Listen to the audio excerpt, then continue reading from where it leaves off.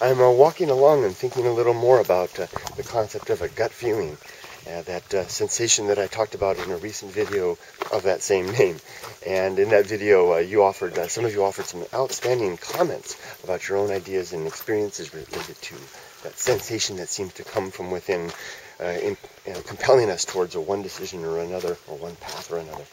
And I have a little story that I want to share that may be illustrative of how a gut feeling may occur simultaneously in multiple individuals. Years and years ago, I was exploring in the American Southwest, the Painted Desert area. I think we were near Canyonlands with a biology class. We were doing a simultaneous biology and anthropology class, spending 6 weeks out in the desert exploring and learning all about the area. And we were camping in a very remote area. And our professor was teaching us about the Anasazi Native American culture that had once existed in that area.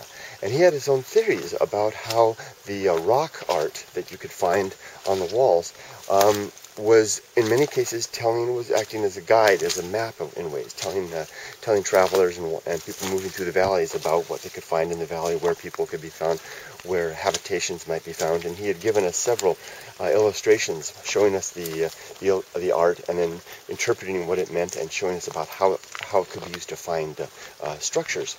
A very interesting idea that he had. And anyway, two friends of mine, Chuck and Chuck, had decided after dinner one evening, we had an early dinner, it wasn't quite nightfall, that we would go explore, try to find a canyon up and over where the canyon where we were camped, and try to see if we could put to use what we were learning and find anything new.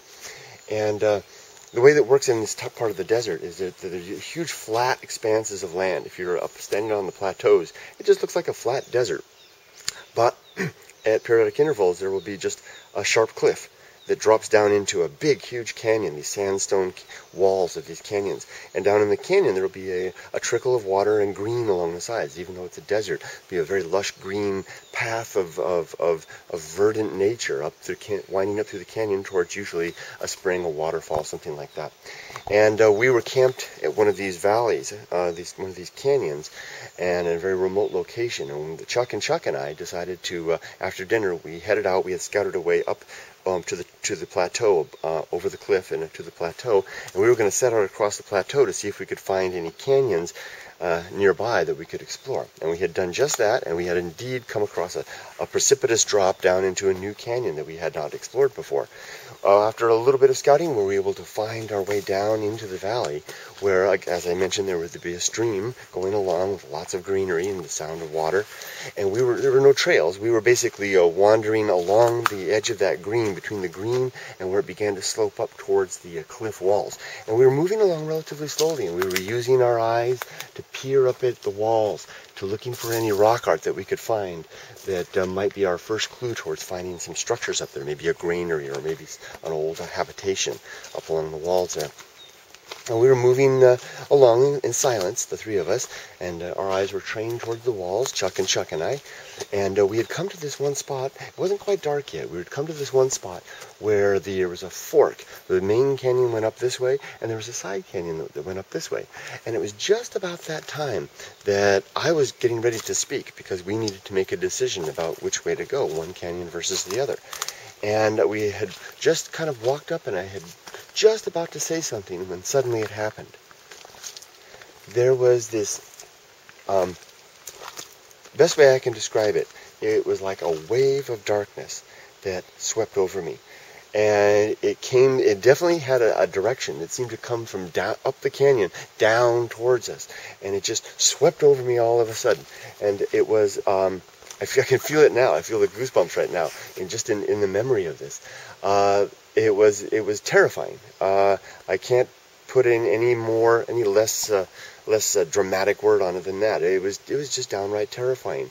And it was a wave of darkness that swept over me, over my entire body. It wasn't like a gut feeling. It wasn't like a sense of urging, of nudging one way or the other towards one choice or another. It was simply something came over me that was terrible and very frightening. And I stopped, and I looked over at Chuck, and they had stopped also. And they had this expression on their face that indicated to me that they were feeling something too. And we didn't say a word, the three of us. We simply looked at each other, looked and stopped for just a moment, And almost simultaneously, the three of us turned around and bolted. And we ran. We ran as only a couple of young men, in after several weeks of activity in the mountains, could run, and the experience, some adrenaline rush inside of us. We were leaping over any obstacles, brushing through brush, and we scrambled back up that canyon and over the plateau, or across the plateau, scrambled back down the other side, and ran right into camp. And we didn't say a word going back. We came back into camp, huffing and puffing. There were about 15 students total on that outing, maybe about 10 or 15. And everybody was gathered around the fire, and our professor was there, and they basically had this look on their face like, what's up with you guys? And we stopped for a second, and I don't remember who said it first, but one of us basically said, "Did you feel it?" And the others went, "Yes, yeah, certainly did feel that." We talked about it, and it seemed that simultaneously, the three of us, myself, Chuck, simultaneously felt the exact same thing. A compelling, just moving, almost like a cloud, moving through and sweeping over us. Now, I used to be a surfer, and I remember what it was like when I would be paddling towards the lineup, and a giant wave would come, and I would duck under the wave, and even then it would still be powerful enough, and it would sweep over me. And it was just that same type of feeling. Now, I don't know what that was, but I do know that whatever it was, whatever I felt, which was real, I can attest to that, whatever it was simultaneously felt by the three of us. Now, is that an indication of gut feeling? Is it related to gut feeling? I don't know. Perhaps not.